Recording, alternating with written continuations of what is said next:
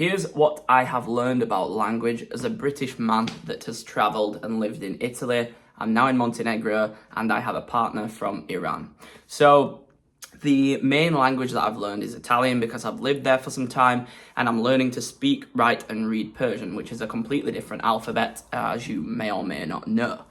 And I want to tell you how it's absolutely transformed my life, and I never saw the power and the benefits of learning another language, because if you're like me and you're privileged enough to be from the UK or America likewise, your native language is to speak English. So almost any corner of the world that you go to, somebody will speak English. And there have only been some rare instances that I've been in where people haven't spoken in English. For example, really isolated parts of southern Italy, and it's generally the older population and the older generation. But the younger generation especially, we have Netflix, we have movies, we have social media, and some of the most popular and famous things and trends in the world are in English now. So generally, people speak it. Even in Montenegro, I speak to a 13-year-old guy on the outdoor workout park, and his English is excellent. It's very impressive. But being from England, in school, we're not forced to learn a language comprehensively. If we're lucky, we might get little bits of Spanish, German, Italian, French, but it's not really by choice, and they're not widely spoken enough for us to have a real drive or necessity to speak that. So, as English people and Americans, and I also can be very ignorant to learning other languages. And I want to tell you what I've learned. And the first thing that I've learned, and the most mind-blowing thing to me that I'm still figuring out, is I've learned to speak properly, and I am learning the grammar. Like, there may be some rare exceptions if you're English and you may have gone on after school to study English further, or you may have had a real interest in the language. But if not, your learning of English as a language and the grammar and the history behind it kind of stops at school around 15 or 16. So once you leave, you don't further develop on your skills. But what I notice about people from all parts of the world is they learn English at an academic level for life. And they generally have more of an interest in the language, so they learn the grammar, they learn to speak properly. And I've had people from different parts of the world, from Argentina, from Iran, ask me verb conjugations and nouns, and I'm like, what? I didn't even know they were a thing. And even using singular and plural in sentences, it is wild how it's opened my brain, and I am more than sure that there will be people who feel that across the world. But yeah, so it's learned me to speak properly and to learn the grammar more and to articulate myself and to be able to be easily understood from other people who maybe don't understand English. And one thing I noticed that people say about me is that they understand me very well compared to people in the UK from general or people from America. They say I speak clearly and slowly, because what I've learned after learning to speak properly and communicating with people from different parts of the world, I've really learned to speak slow and articulate myself. And I'm especially more aware of it when somebody doesn't speak English as their first language. I make an extra effort because it's hard understanding a different language. And if you're not going to make an effort to learn somebody else's language and expect them to speak yours, at least have the respect and the courtesy to slow down and try and make things easier for them.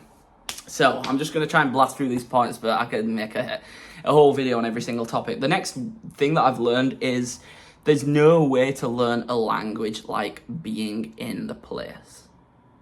Like I said, unless you want to go into university and study language or be a teacher, then you have a real drive to learn that language. But if you're just trying to learn bits on Duolingo and you're at home in the UK and you hope you maybe go there one day, you may learn some basics, but it's not conversational, and you're not putting it into practice with people from the area. But when you get there and you're around people that speak your desired language every day, you have no choice but to learn. And honestly, I've been visiting Italy back and forth for 4 years, and I'm still not fluent, but I've got to a very impressive level, and I'm very happy with myself there. So there's no way to learn it like being there. And the same with Persian. I would not be learning to speak, read and write the Persian language if I didn't have a partner, but I'm around her often, I speak to her often. I have friends from Iran, so yeah, it's very useful to be around that, and be able to practice it. And you're going to feel like an idiot. That's another point. when you're learning a language, you're going to feel like an idiot, and it's amazing for pushing yourself out your comfort zone and for growing as a person, for developing confidence and overcoming like barriers.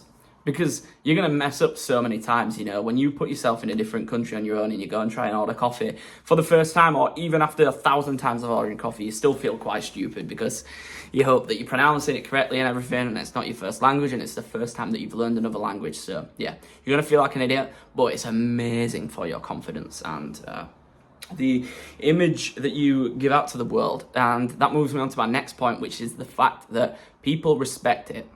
People respect when you try to make an effort to speak their language. Even here now in Montenegro, like I go for a double espresso in the morning, and I haven't learned a lot of Montenegrin or Serbian as they speak here. But to say, can I have a double espresso to go please, is dupli espresso zaponiti molim te.